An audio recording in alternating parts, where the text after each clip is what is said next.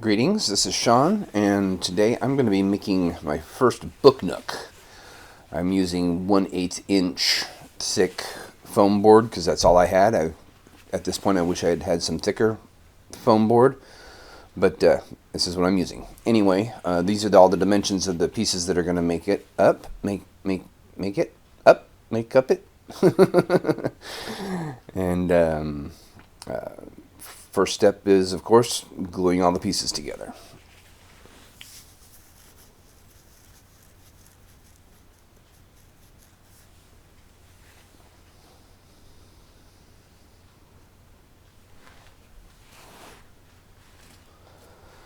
And I'm going to be using Aleene's Fast Grab tacky glue for this.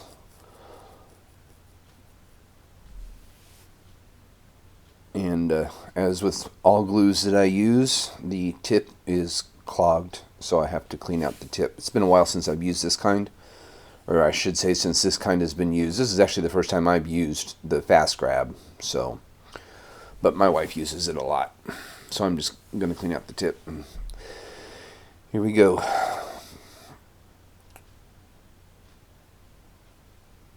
You can see it's kind of thin there. And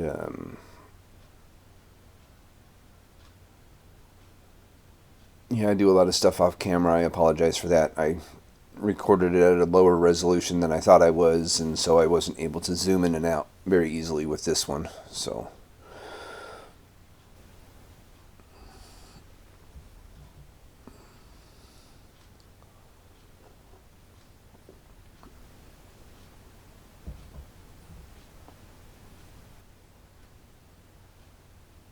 okay, there's the.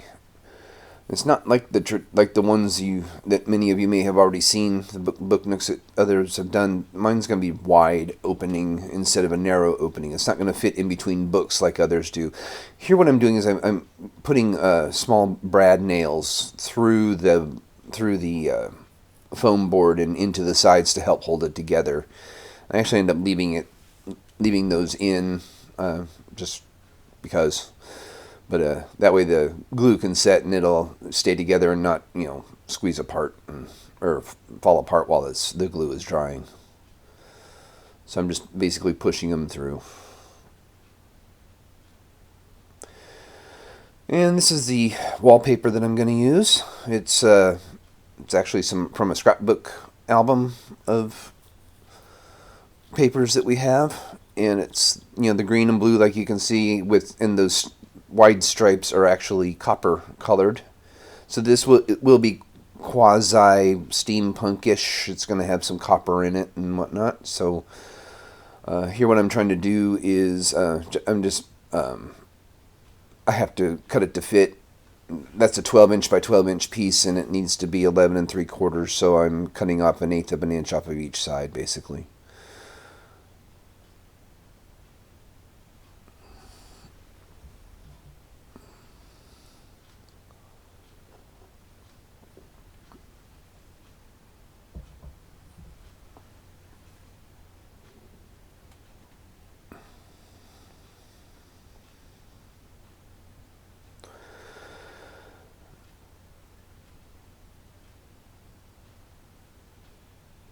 And now I'm measuring for the height of it, which is the 9 3/4 that you saw me writing at the beginning. So that'll fit in there. And now what I'm going to do is I've got another piece here that I'm going to cut to the same height, which is what I'm drawing out there. And then I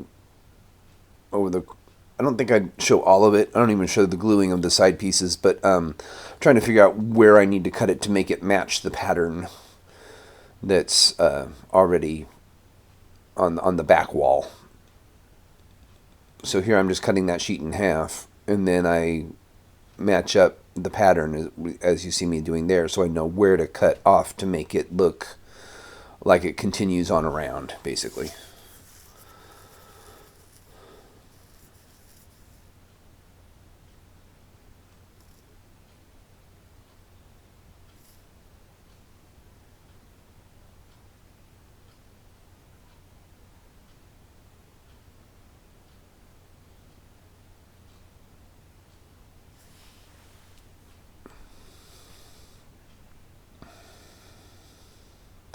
And I just made a little drawing so I know which side went to where, but looking back on it now, it doesn't matter because that piece is going to be glued in the back and I won't be able to see the numbers anyway. So anyway, it's just until I glue it in place, I'll know which side goes where and which side is the left side and right side of each piece of paper and that type of thing. So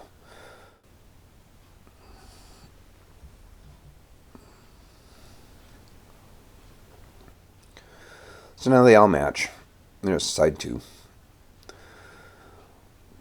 So now I'm going to use a trick from Bentley House Minis, Aira's wallpaper glue. It's basically tacky glue, watered down. And instead of dipping the pieces into it, I'm just going to brush it on. Thank you, Aira, for the idea. Appreciate that. And I start with that little tiny brush, but then I'll switch here in a minute to a foam brush that's a little bit wider so it covers more area.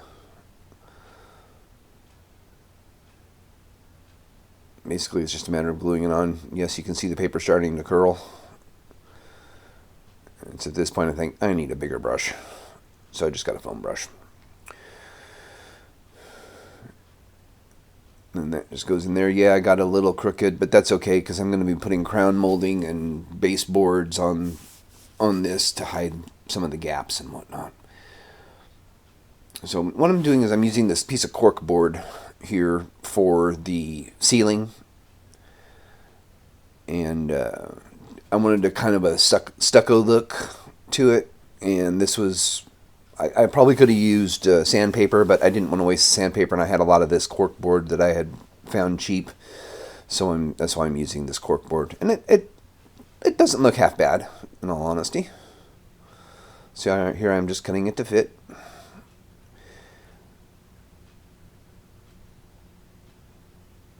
And then I'm going to paint it white.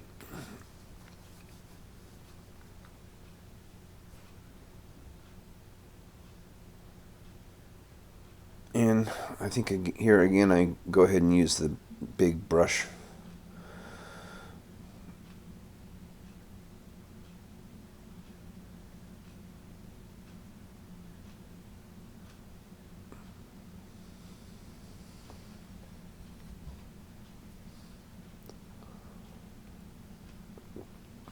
Now I'm going to use tacky glue again to glue it down. I'm just smearing it around the outside just to make sure that I get all the edges done. I'm not too worried about the middle of it. And as far as the edge is concerned, in the next video that in the next part of this series, I'll show you how I'm going to frame it and make it look like a picture frame that's on there. Now what I'm doing is taking these craft sticks and I'm cutting them to length to fit for the floor, and they need to be 5 3/8 inches long, and so I decided I'm going to make one of them 2 inches and one of them 3 3/8 inches. That's the chicken scratch you see at the bottom there. And now here what I'm figuring is how many I need and how wide the ends are going to be and all that kind of stuff. I don't know what I was actually thinking there. And so disregard all that calculating stuff. But it ends up, after me cutting 16 pieces of this and all and staining them and everything else, that they end up getting warped. And so I end up not being able to use them anyway. You'll see what I do to fix it, though.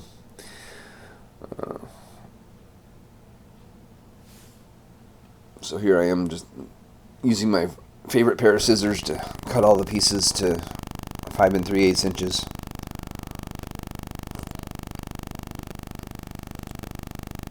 Actually, I think I ended up making them 4 inches long, and the extra piece will be the 1 3/8 long. But anyway, there you can see how they're all going to fit, and then there's a little bit of a gap left afterwards.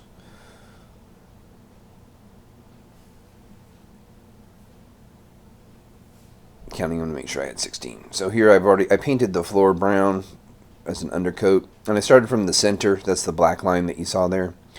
And I stained them all with a stain pen that I use. And I'm using the clear tacky glue, and I think that's what warped them, because they weren't warped right now, but then as soon as I use this glue, they start warping really bad too, and I'll show you a close-up of it here in a little bit. So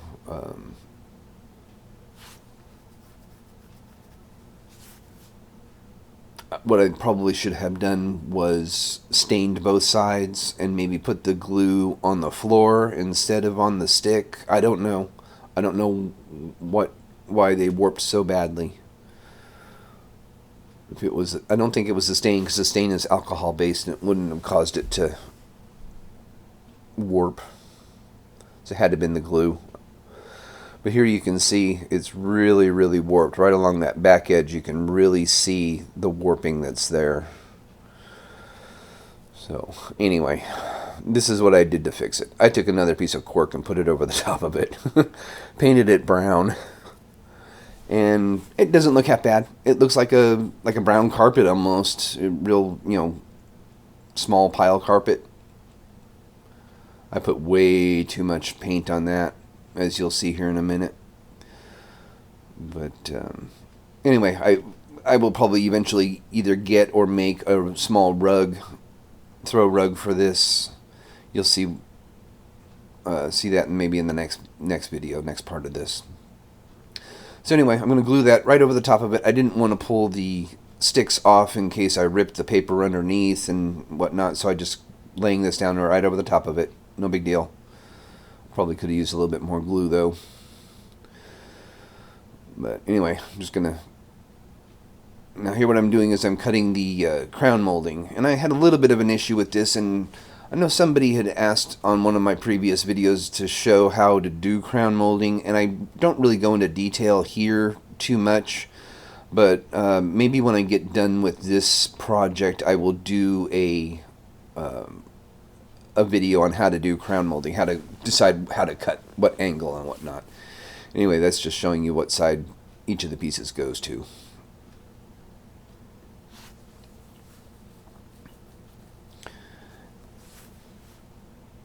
I don't know who I was talking to.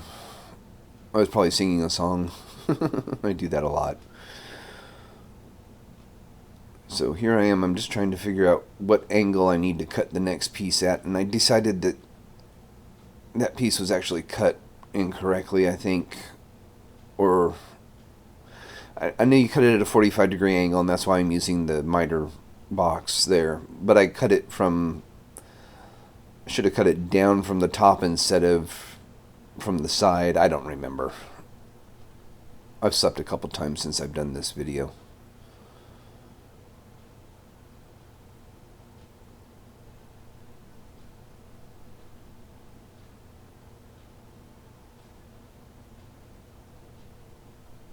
Getting that first cut is the most important. I know that.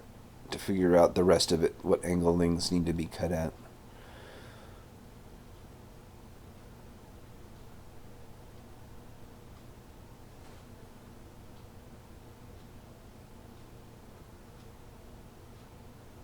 So here's an inside view. Now I just need to cut it to length.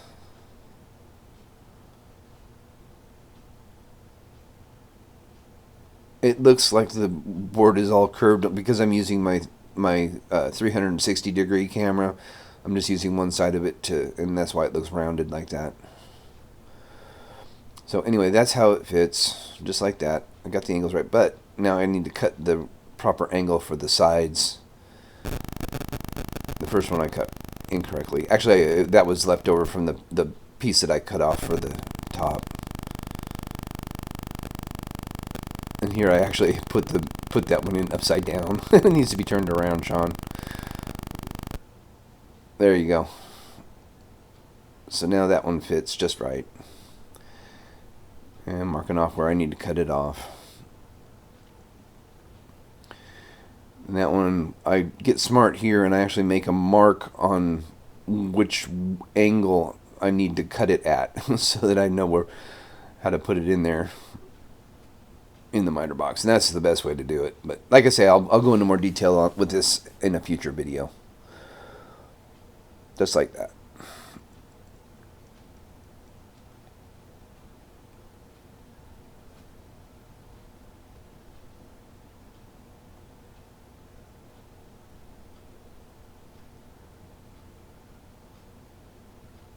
Boop.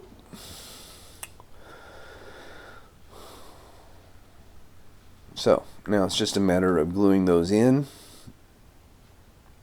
The baseboards were a lot easier. I did the baseboards too, but they don't have the weird angles to try and cut. I mean, they do, but it's just a piece of flat stock instead of the, the triangular piece like that. So, and what I did was I made a mark. You can't see it. Well, you can kind of see it there. I did L or TL and SL on the left side and TR and SR on the right, and that just told me that the TL goes on the top left and the SL means the side left, meaning the T is the ceiling or the top of the box and the S is the side or the wall of the box. And so that way I knew which side went where when I was putting it back together. And then I marked the same corresponding symbol on the part that comes up the side of the box. So that way I knew which pieces went where.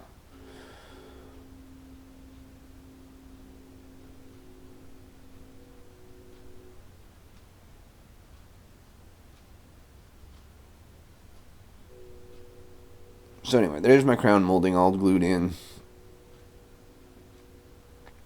And now I'm doing the floorboards. They were cut the same way. Like I said, they were a lot easier to do. So I didn't show that.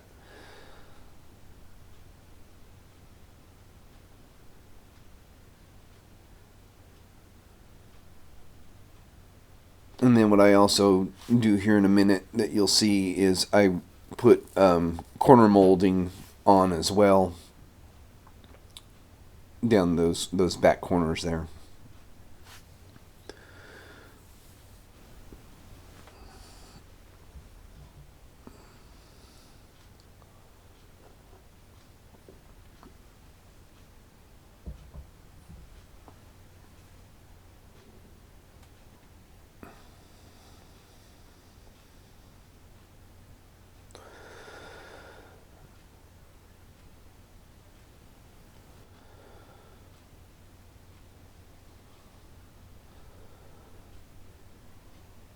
God, what a messy desk.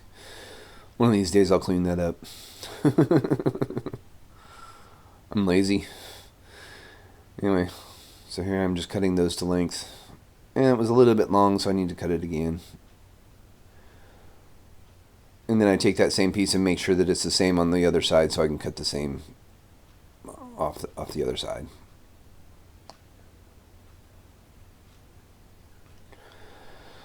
Anyway, that is part one. The next part that I do will have, I will be doing electrical on it and finishing the framing on it and getting it ready to put decorating. You'll see how I decorate it. This is basically going to be a Book Nook inside a Book Nook.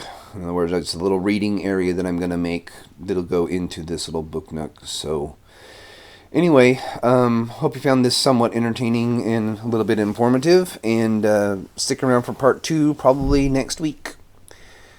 Have a better day, as I always say.